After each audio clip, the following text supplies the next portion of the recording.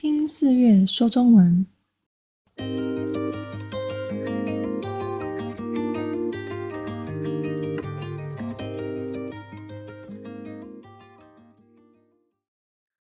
Hello，大家，这周过得好吗？这2天台湾天气很冷哦，冷到到处都在下雪了。台湾其实是非常少下雪的，所以代表温度真的很低。无论你是在台湾还是在其他地方，都要注意保暖，不要生病咯。那既然快过年了，台湾的各间公司应该都在准备尾牙了吧？那么你有听过尾牙这2个字吗？你知道尾牙是哪里来的吗？老实说，我原本也不知道。后来我查到的是，古代时商场中介又被称为牙郎，在每一年结尾的时候呢，商场会把赚得的部分的钱分给牙郎，感谢牙郎这一年带来的财富，也希望明年有更多合作的机会。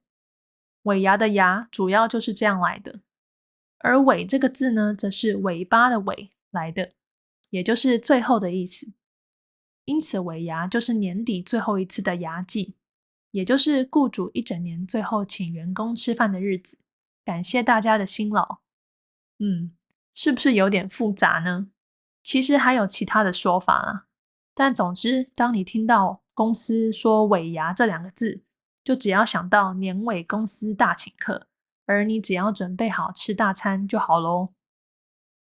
那么公司为何要办尾牙呢？其实就和它原本的意思很相近，只不过现代的尾牙，我觉得有点像是制式的一个活动了。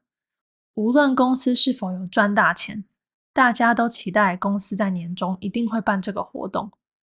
老板在这种习俗的压力下，通常都会举办尾牙。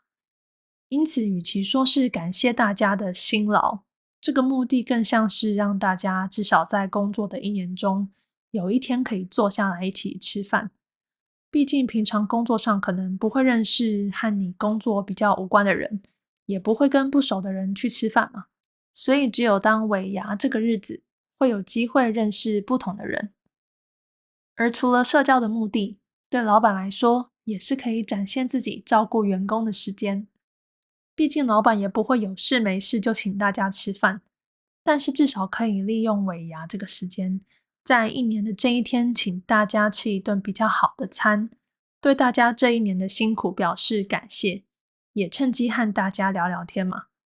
尤其如果是小公司只有几桌的人，就可以有机会和老板聊聊天，能对老板有更多的认识，或许对未来工作上也有一些帮助，也说不定。那么通常尾牙是怎么举办呢？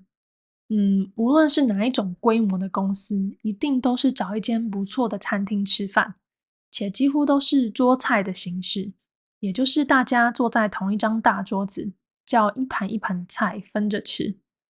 如果是中小型公司，不需要太多桌子的话，通常也会找有提供包厢的餐厅，让大家比较有隐私的在一间小房间里面庆祝。若大家真的喝醉，讲话大声了一点，也不会吵到其他的客人。而如果是人数多一点的大公司，有可能是几百人甚至几千人的，就一定是包场的方式，把一间宴会厅啊，或是饭店的餐厅包下来，也是用桌菜的方式。那分桌的方式可能是以部门为单位，让同部门的人可以尽可能坐在同一张桌子，也方便大家聊天。而这种大公司包场，通常也会有一个大舞台，让公司安排活动，以及伴随各种布置，营造是专属这间公司尾牙的氛围。甚至你从饭店的大厅开始，就可以看到指引的资讯，告诉你说你的公司是在哪一个宴会厅举办尾牙，可以说算是非常隆重的一场聚餐吧。当然，实际上还是要看公司是不是很大方了，想不想要办得豪华一点。毕竟也是有听过连尾牙都没有的公司，让员工还蛮失望的。那么尾牙只是大家一起吃饭而已吗？这样不是很单调吗？那就像刚说的，大家可能从来没有一起吃饭过，所以如果是一群不熟的人坐在一起吃饭，想必应该很尴尬吧。所以尾牙通常都会伴随其他活动。如果是刚说有小包厢的空间，因为空间也不大，所以通常可能没有舞台，但是有许多会提供 KTV 的机器，让大家在包厢内可以唱歌，算是一个不错的娱乐。而如果是包场的宴会厅或是饭店，通常都有大舞台。公司在举办尾牙前，早就已经定好了主持人，甚至是艺人来现场表演。有了主持人以后呢，是几乎完全不会冷场了，而且也有设计好节目表，让尾牙活动可以跟着节目走，大家就不用想着要和旁边不熟的同事聊什么天了。不过，不管是大公司还是小公司，几乎都会有一个共同的活动，那就是抽奖。之前讲过，年前都会有年终奖金嘛，但除了年终奖金以外，尾牙上的抽奖也是大家期待的一种 bonus。无论是 Apple 系列的产品、奖金，甚至是车子，我都有听过。也蛮流行送机票或是旅游券等等的奖品。也有听过公司让中奖几率变高，让每个人都有机会得奖，只是奖项就没有这么贵的东西。总之呢，没有抽奖的尾牙，几乎就没有令人期待的感觉，所以抽奖几乎成为尾牙重要的活动之一了。其实除了尾牙以外，还有另外一个叫做春酒的聚餐。那这差别在尾牙是在年前的时候举办，而春酒则是放完年假回来举办，有点像是开工的时候请大家吃顿饭的意思。现在有许多公司可能会两个选一个来举办哦，而在这两个之间，其实内容没有太大的差异，主要只是时间上的不同，但是目的和活动都是差不多的。我个人觉得啊，大家吃尾牙的心情通常都比较好，因为要准备放假了，在这个时间点的心情都会比较轻松。相较于才刚从过完年回来，一开工就要和同事们一起吃一顿的春酒，心情上差异蛮大的。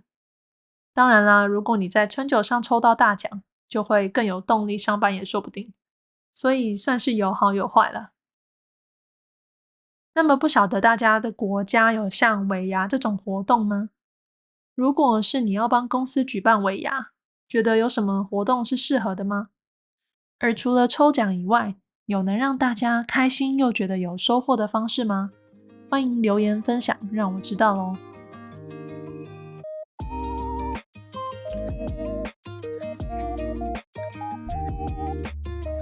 谢谢您收听我的节目，希望有帮助正在学中文的你。我有将逐字稿放在资讯栏中，如果有需要的话可以参考。我也会持续的更新，喜欢的话可以 follow 我。那我们下次见，拜拜。